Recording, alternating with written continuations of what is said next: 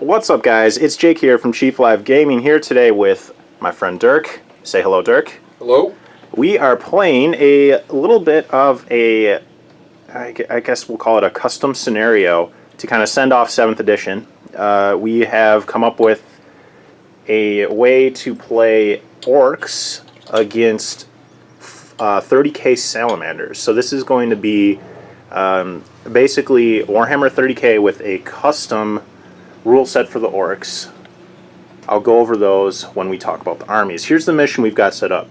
My Orc Wa is led by a big mech who is in effort to get this crate of loot.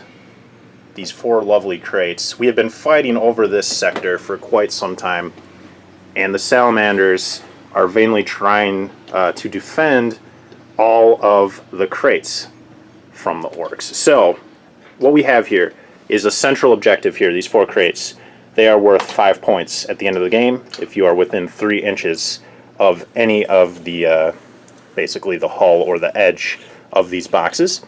We also have 3 additional small crates. There's one here, one tucked here, and one here. These are worth 2 points each at the end of the game, to signify that the salamanders are defending this Imperial sector. They are going to deploy within 18 inches from this edge, so right about to here, pretty far in, and the orcs will get a 12-inch deploy from that edge. So because we are going to be closer, there's going to be a better chance of turn 1 charges and just more blood and destruction. So that's the mission type. We're only worried about the mission points at the end, so a potential of 11 points on the board to control. Should we do like First Blood? Slay the Warlord. Let's do, what's the other one? The 40k one, 30k one. There's First Blood, First Strike. No, we could do First Strike. Whatever. Let's do Slay the Warlord for sure. So then it could potentially be 6-6. That will bring us to a tie. If you hold all 3, I hold the middle, and you kill my Warlord. Kind of like that. So okay. We will have Slay the Warlord as a tertiary, or a secondary rather. So there's a look at the board. Let's take a look at the 2 forces. So this is the Orc Wa for today. We have quite a bit of quite a few orc bodies on the table today. This is about 2,500 points per side. Before we kind of go into the specifics here, I want to talk about the few general changes we've made to the orcs. We are increasing every model by 1 wound. So boys are going to have 2 wounds, knobs are going to have 3, so just plus 1 wound to everything to try to balance out the orcs versus 30k. And every squad size over 15 models will be given fearless. So those are our 2 changes to try to bring the orcs up to signify, because in the Heresy Era, the orcs were bigger and meaner and nastier. So that's kind of our adjustment to hopefully make the orcs a little more scary in this game. So we have the big mech in mega armor back here. He is the warlord for the army. He has a bunch of his creations with him today. His prized Morkanaut with a custom force field. He's also managed to scrap together a void shield generator for his spearhead force, bringing along his 9 Death Coptas in 3 squads of 3. A war beast, we have a big Squigoth here carrying 15 Burna Boys, well 14 in a mech, one of his mech boys. We have 10 Ludas with another mech boy to keep them in line. 2 squads of 20 boys, 2 big shooters each, the standard boss knob with a power claw and boss pole. The Knob Star in a battle wagon. This has a total of, I believe I ended up with 10 total models. We've got 2 power claws and then 8 just choppas. And then we have another small group of knobs with a single power claw, and the rest have choppas. To follow up and to assist this mega knob, mega armored mech today, we have a war boss to sort of direct the boys on the battlefield. He has the Lucky Stick, Power Claw, and a Twin Link Shooter. I also gave my mech the Thinkin' Cap, Thinkin' with an F. That allows him to choose, to roll twice on the strategic traits table if he so chooses, and hopefully we will get a Cunning Orc Warlord trait. So let's take a look at the Salamanders. Alright, Dirk here to talk about my Salamanders. Everything today is a 100% what you see is what you get. I like playing like that. It's much easier for me because I can't remember anything. The whole thing is being led by a Praetor in Cataphracti. He has a Thunder Hammer and a Combi Volkite. He does have the mantle of the Elder Drake thrown over his shoulder there, so a little bit of Eternal Warrior. He's going to be parading around with 5 Cataphracti Terminators, standard loadout, 2 Chain Fists, 2 Power Fists, and a Heavy Flamer there. And the Sergeant has a Power Sword. Normal Tac Squad in a Rhino 10. Sergeant has Power Fist and Bolt Pistol. Another Tac Squad, this should be 11, with an Apothecary being led by a Chaplain. Also has a Power Fist and an Inferno Pistol. Behind it we have an Ancient, Contemptor Dread. He's got a Carries Pattern Assault Cannon, Heavy Flamer in the Dreadnought Close Combat Weapon. Other side, the other Ancient, we have a Leviathan Dread, Leviathan Storm Cannon, and Siege Drill. He has 2 Flamers in his chest there. Unit of 5 heavy tactical support with missile launchers. The Sergeant has Artificer Armor. All my Sergeants have Artificer Armor. 5 Pyroclasts and a Apothecary. They'll be riding around a Land Raider Proteus. That's the one without the assault ramp. 2 Las Cannons, twin-linked Heavy Flamer on the hull, and a multi-melter on top. And then the last but not least, another tactical support squad with 5 Flamers and a Rhino. All 3 Rhinos have Heavy Flamers, and I am running the Salamanders Covenant of Fire Rite of War, so all the fun stuff. I've moved through cover, all of my meltas are mastercrafted, all that fun stuff. Looking forward to burning some orcs. No! Okay guys, so we have set up, as the defending force, Salamanders have deployed first. They deployed within 18 inches of their table edge. Give you a look from the orc point of view. So they've put a sneaky transport back there for surprise flamer action. Yep, in late game. We've got the missile launchers defending this crate of loot on top with this nice vantage point into the orc lines. Spartan with the, what are those called again? Inside of there? Pyroclasts. Pyroclasts. That's such a good name. Tactical support. Defending the central area of crates. Mirrored on this side by the Terminator squad with the Praetor, it looks like, hanging out in there. This appears to be just a normal tac squad in a Rhino. Correct. We've got the 2 Dreadnoughts over here. And a foot squad over here with the Apothecary and Chaplain. So, he's got all of the crates pretty well covered. I'm definitely going to have my work cut out for me to dig through these lines, especially looking over here at these Dreadnoughts. I'm not sure what I'm going to be able to bust through with, other than plinking away with Ludas or, you know, kind of whittling them down and then getting some Power Claws through. He has nothing in reserve. Everything is on the table. If we move across, we'll take a look at the Orc counter deployment. So here's this cool vantage point that he has. As you look down into my lines, you can see the Phalanx set up, the Wa, led by their cunning Big Mech, setting up with the Void Shield Generator centrally positioned in their lines, projecting a 12-inch bubble, covering all of their units. We've got the Ludas on this building here.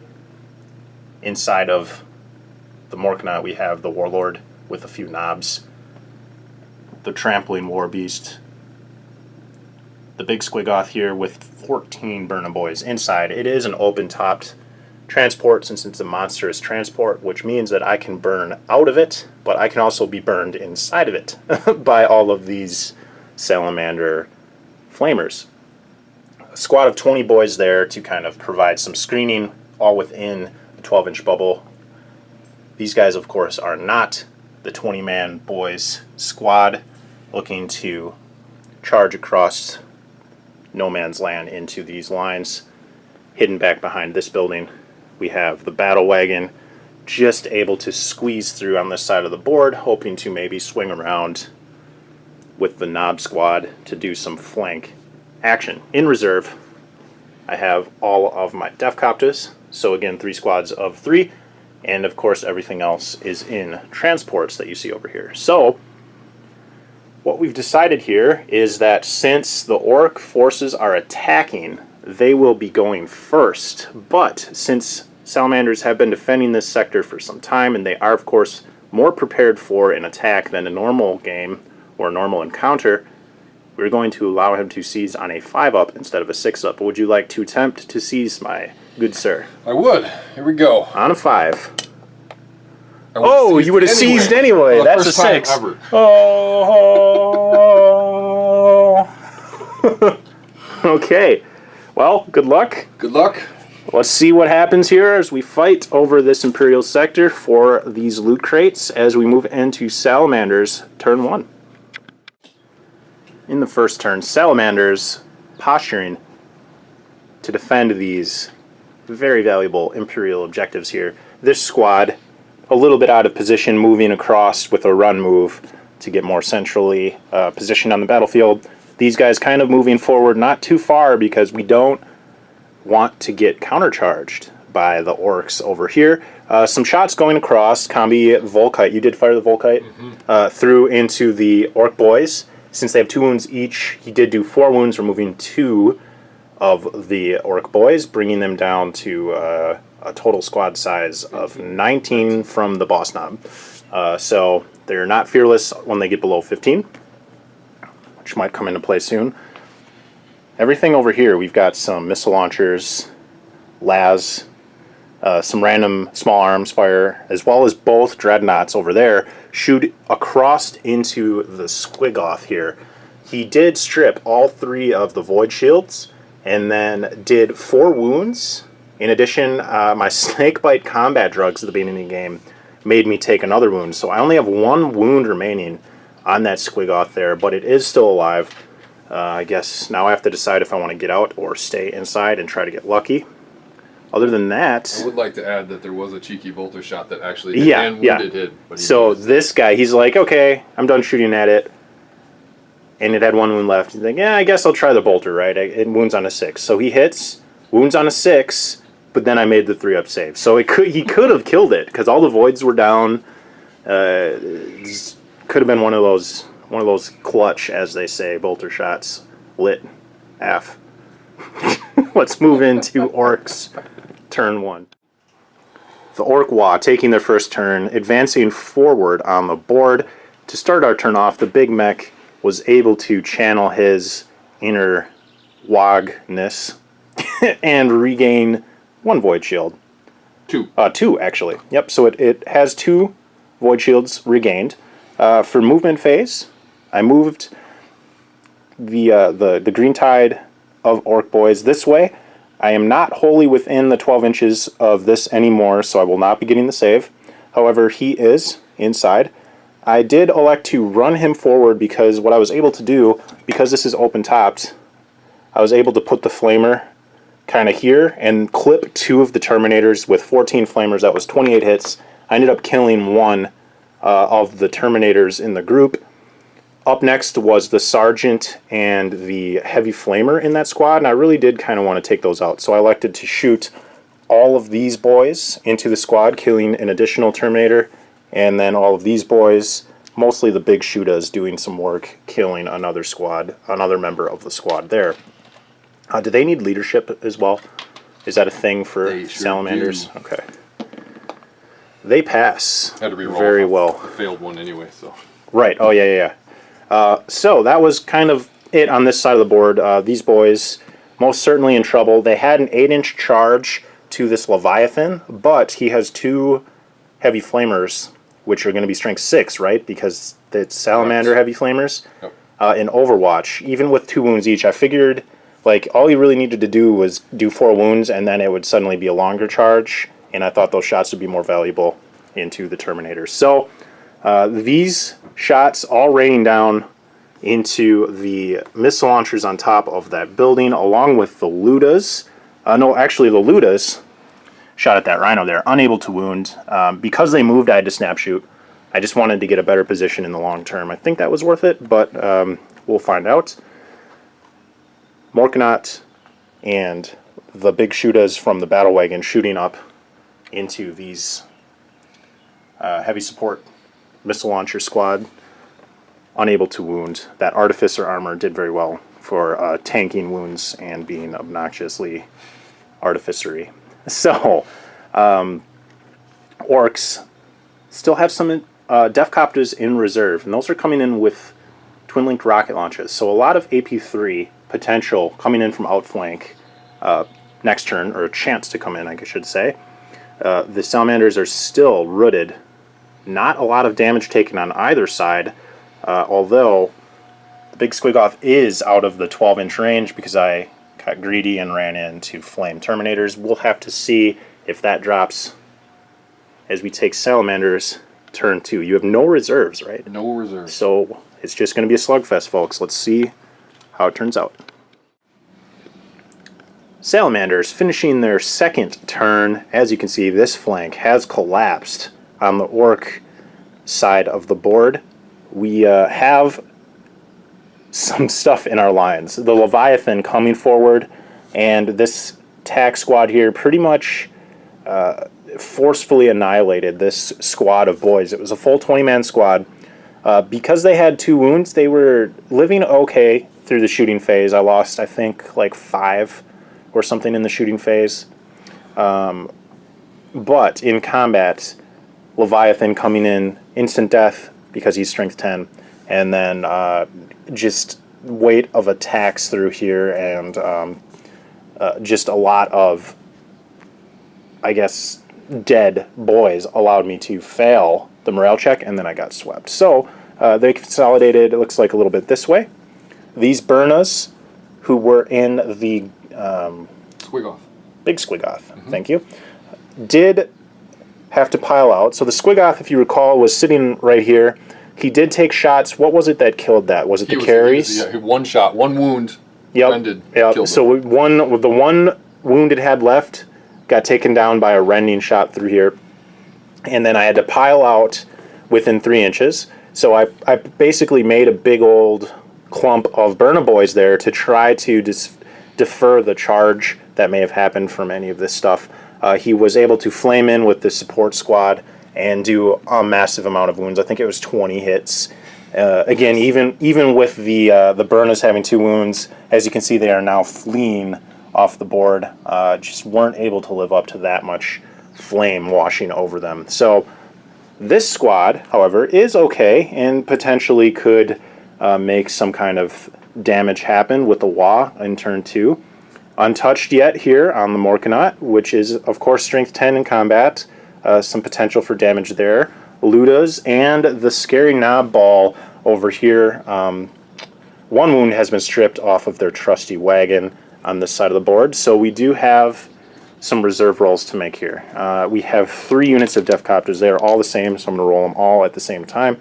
They will come in on a 3-up. So 2 of them are coming in. On a 1 or a 2, it'll be this edge. 3 or 4 this edge. 5 or 6 I will pick from the outflank. So 1 off each edge. Let's go ahead and take care of that as Orks take their second turn.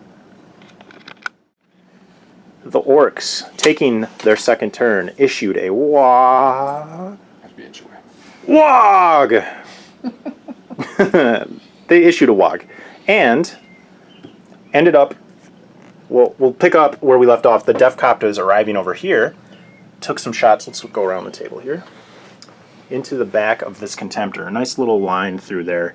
Unable to do any wounds. They just couldn't make any hits, even with Twin Linked. The Defcopters arriving on this side of the board. Perched lovely, nice and happy up on this rooftop. Taking shots into this squad. But unfortunately, the closest model is the Sergeant with Artificer, who's just been tanking like an absolute monster this game with that 2-up save. As you can see, none have been killed. because of the Wa, I can move, run, and charge in the same turn. So I moved the battle wagon up 6, disembarked 6, and then rolled a 6 for my run. This kind of was like 2 or 3 inches away. And then I made a charge only because of Here We Go. I rolled double 1s, but then Here We Go'd one of the dice to get into combat with this Land Raider, which I did wreck, spilling out the Pyroclasts over on that side, who have a lovely clump of knobs to burn in their next shooting phase. I should have probably spread out a little more, because you cannot consolidate after you blow up a vehicle in 7th edition. Over here, in the middle of the board, Luda's shooting down, as you can see, raining shots across the board into that Leviathan parked over there, and somehow stripped 2 hull points. I did roll 3 shots per, so it was 30 shots. Got an okay amount of hits, but I mean, he needed to make 2 4-up saves and failed them both. So I mean, that's kind of what happens, I guess. Over here, the Morkanot, we still have the Big Mech in Mega Armor, and then the 4 other knobs inside of him. They did not disembark yet. He took shots into this support squad here, eliminating 3, which was nice, and then we did a large disordered charge with this big unit of boys here. Because I was able to move and then run, I got an inch away from both units, and then did a combined charge, finishing the rest of this squad off, but unable to do any wounds into these Terminators. I think, how many saves did you have to take? I think 9. It's like 9? Okay. And you made all the 2-ups, which is pretty cool. Terminators are swingy like that, you know. Plus I made the 3 4-ups in the challenge. Oh, yeah. And so we were in a challenge with my boss knob and his Praetor there, and I got 3 wounds through with my Power Claw, but he did make all 3 of his 4-ups in that challenge. So the 4-ups came back to you, I guess. I was, however, over 15 boys still, so I'm fearless, which is quite good, because now we are locked in combat there, although I think I'm dead no matter what. At least I'm going to have to make him work for it. So that was turn 2. Did I miss anything, Dirk? Nope, that's about it, I think. Yeah, so I mean, I have 1 group of Defcoptas in reserve, and then I have these inside of the Morkanot, and then you have these inside of a Rhino still. This Rhino right here is full. That Rhino is full. This Rhino is empty, and then that one back there is empty, tucked behind that corner. So it's looking like you still have really nice control over these objectives, because of course this is going to be absolutely destroyed, I have a feeling. But let's see how it goes. The knob ball could still be a possibility for some annoyance. Let's just find out. Turn 3 for the Salamanders coming right up. So, let's see. Salamanders taking the top of turn 3, cleaning out the center of the board with Leviathan coming into combat. I was able to remove 1 Terminator before I was swept. Consolidate move, bringing him back behind these cargo crates. Nice and safe from the line of sight from the loot is over here. Just to clarify, the Leviathan swept him too. I don't want comments. Oh yeah, yes. We know they can't sweep. He swept them. Don't judge us. Don't do it. Over here. Shots into the Jinking Defcoptas, removed 1 wound. These guys removed some Burna boys here handily with their pistols. Took out quite a few. I think there were 4 Burnos here with 2 wounds each. So, I mean, it was 8 wounds, doing quite a bit of damage there. On this side of the board. Heavy Flamer from this Rhino coming up into the Defcoptas, hitting 2, killing 1, and removing a 3rd wound. Actually... Or what is this wound? The 2 killed 1, and then they... Oh, yeah. Okay, that's right. All the missile launchers coming in. Both Defcopta groups are jinking. Other than that, we had... This was hilarious. How many? It was 20 wounds, right? 22. No, it was 34. 34. It was okay. Legion Pyroclasts, they have... It's basically a flamer, right? It's strength 5, AP5. Oh, strength 5, AP5. Interesting. Yeah. So they came in with 34 flamer wounds. Now, I had the knobs set up where there were a couple Choppa knobs that were taking wounds first, so I let them they soaked pretty well. And then we ended up getting to this Power Claw knob, and I did Lookout Sir chaining to the War Boss, to the other knobs, and ended up soaking up the wounds pretty well, surprisingly. Still killed 3 or 4. Yeah, you killed 3 full knobs, which were 9 wounds in this scenario. And he's got 1 wound left. And so you did a total of 11 wounds, which is pretty good. So let's see, anything else?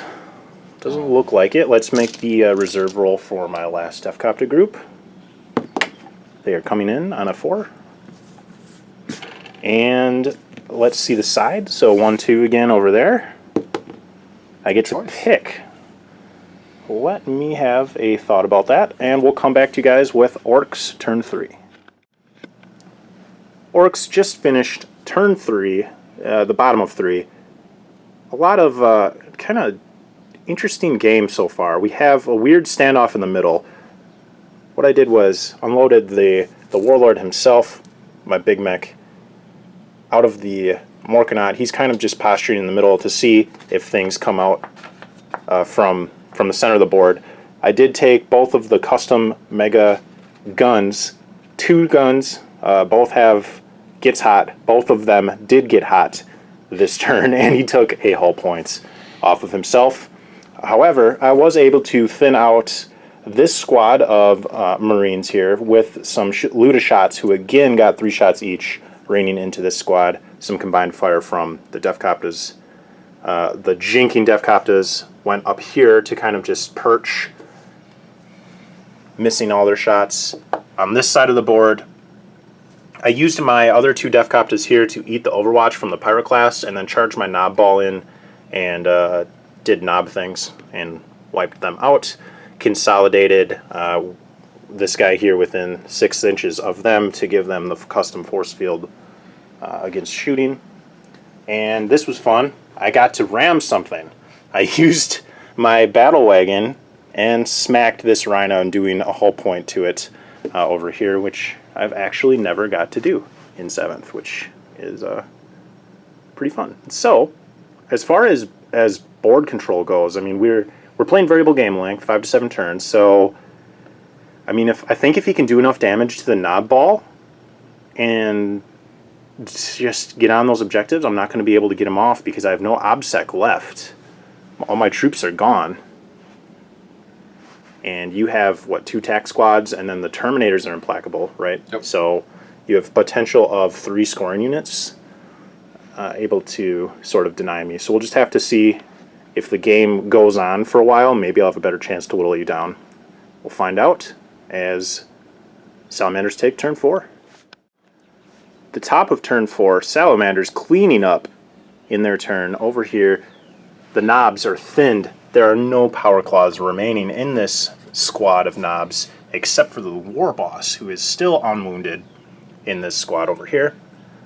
The Deathcopters are thinned here. This is fleeing, so only 1 squad. He is the only Deathcopter alive on the entire board, as these got charged with a awesome, they rolled an 11 up for their charge distance. They needed a 9, and were able to wipe the Deathcopters out with the Thunderhammer and Power Fist in that squad. So they're looking good over there.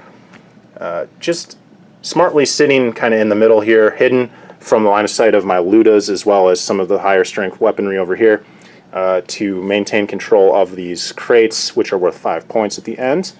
We'll have to see if I can kind of do a surround pincher movement over here to reestablish some control of this board. We have a minimum of 2 turns left for the Orks, so let's see how it goes as Orks take turn 4. A very quick fourth turn for the Orks. Not a lot left to do. I moved and positioned this way to try to threaten this side of the board over here with the Leviathan to kind of, if the game goes on past 5, maybe sweep through and do some damage and clear this out. My War Boss is over here also kind of looking to pinch over on this side. I imagine he's probably just going to get smoked this turn. We'll have to see. I failed a pretty long charge because I lost a guy to Overwatch from the missile launchers. Ludas combined with shots from the battle wagon over here raining across, were able to wreck the Rhino over there. And that was my turn. A very short-lived turn. We did rally the Devcopta, so we will go ahead and take turn 5 for the Salamanders and see what happens. See you guys in a second. Turn 5, Salamanders making a big play over here on this side of the board. As we kind of predicted here, the War Boss got smushed by this Leviathan coming in and without an issue smashing him into the ground. No Eternal Warrior, no invuln save. Just let him kind of smush. No amount of lucky sticking will save you from that. The missile launchers shooting into the back of the Morkanaut here did strip 3 hull points. Nice little vantage point there into the rear armor. So he has 2 remaining. And what else happened? Oh yeah, he's shaken. He took anything else? Oh yeah, and little Devcopta, the lone Copta, alive for our fighting for his big mech here. The big mech is running out of vehicles and things and help, so he's gonna have to step up and go into combat himself. Trust in his mega armor, his custom mega armor. We'll see how it holds up as we take turn 5 for the Orks. Okay guys, it's all over. We rolled after turn 5 and the game did end. So let's look at the final layout of the board. In the middle we have the Morkanaut. I always say Gorkanaut. Is it Gork or Mork? Morkanaut. Trying to make his way around. I think I moved out 1 turn too slow because I was not able to pinch with this group, the Big Mech himself coming out with his Knob squad. So there were 2 Power Fists in here, or Power Claws, excuse me, coming around this way. They failed to charge to get in to this Contemptor Dreadnought. He flamered 1. Yeah, he did use his Overwatch to kill 1. We did sink a lot of wounds into here because the Ludas had a nice little, let's take a look, a nice little shot into the Praetor there from here. We did, oh, look at that, I cheated. As I come over with the camera, I realized I cheated. It, however, did not matter. It did kill a Terminator. I forced Lookout Surge to kill a Terminator, but that's about as much as I cheated. So always check your line of sight. Guys, don't cheat like Jake from Chief Lab Gaming. Over here, I did take some snapshots with the Battle Wagon into the squad, and the Knobs charging up into this squad of heavy support. Unable to wound and did not take any wounds in return, so we were just locked there when the game ended. So we tallied up the scores, and we realized that we didn't really clarify whether we were playing by 30k rules for scoring objectives or 40k rules, because they are two very different things. So we tallied it up both ways, and both ways actually ended up the exact same. The big thing was this squad right here. So they were holding this crate objective, giving the Salamanders 2 points. Very brave. Yes, very heroically in their bunker. This middle objective was contested. If you look at it from 40k standpoint, we have no troops anywhere. And then, so we're each contesting each other because there's stuff that's not troops within 3 inches of it. If you go by 30k rules, there are no troops within 3 inches, and no scoring units, nothing like a Terminator with Implacable Advanced, or what's it called? Yep. Implacable? Right. Implacable. Cool. Okay, so nothing was able to score this. Same thing over here. And then we were contesting each other over here. So the final tally, scoring over there. Yeah, by 30k there would be no troops to score it. Same with this. So the final tally, if we were going by 30k rules, the Salamanders would have 2 for having this. And if we were playing 40k rules, you would actually have 4 points because you'd be scoring this one as well. Correct, yep. And these would be contested. So, a good game. I know 7th edition is ending like in a couple weeks, so it's not really of note right now. But if for any reason you're playing 7th edition still with Orks versus 30k, I would definitely recommend the rules that we use. Do you have any ideas, any thoughts about? I really liked them having 1 extra wound. It made them very scary and very difficult to shift off anything. I don't know. I would consider giving your war bosses your Eternal Warrior or something, though. Yeah, I think. that seems good too. They're supposed to be bigger and meaner. Right. The one thing, the idea that we had that I saw in another local campaign was allowing a war gear upgrade for 15 points to give any character 5-up invuln save, because orcs don't have a viable invuln save. So that's another thing that I think would work really nicely.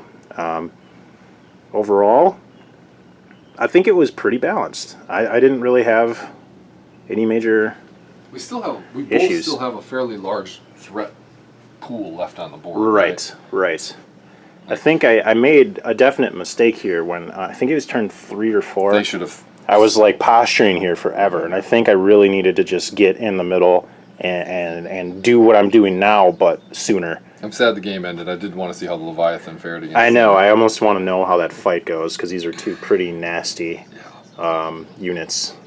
So, thanks for watching, guys. Hope you've enjoyed it. Remember to check out my social media. We've got Instagram, Twitter, Facebook, all kinds of good stuff. If you want to support the channel, see more battle reports, more tutorials, and more content in general, consider checking out my Patreon. You can help support the channel that way with a donation if you'd like.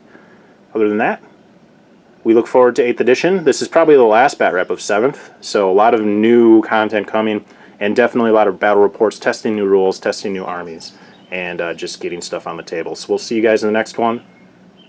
Thanks for watching. Bye now. Bye, Dirk. Bye.